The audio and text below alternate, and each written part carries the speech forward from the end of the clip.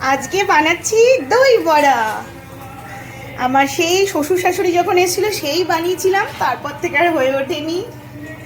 আজকে বানাচ্ছি আমার ছেলে মেয়ে হাজব্যান্ডের ভীষণ প্রিয়। আর আমার বাড়িতে আজকে যে মানে এতদিন ধরে যিনি রয়েছেন আমার মা স্পেশাল গেস্ট। একটু তাকাও, একটু তাকাও। তোমাকে বানিয়ে খাওয়াবো, ওয়েট করতে হবে। এখন ভাজছি, ভেজে জলের মধ্যে দেব।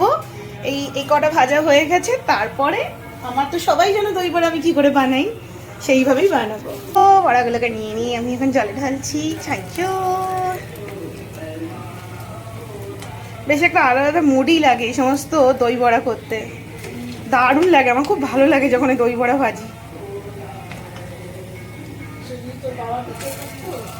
হ্যাঁ, আমার স্পেশাল মানুষের জন্য আজকে। এই যে আমার মা খাবে, কিন্তু একটা বড় ভাজা খাবে, এমনি আলাদা। দই বড়া রেডি, মা এবার খেতে বসছে। ভালো হয়েছে, দোকানের মতো হয়েছে, একদম দোকানের মতো না। খুব হেলদি দই বড়া। আমি কারণ জলে শুকিয়ে দিই, তেলটা অনেকটাই অ্যাবজর্ব হয়ে যায়। খাও, আনন্দ করে খাও। আবার দিচ্ছি।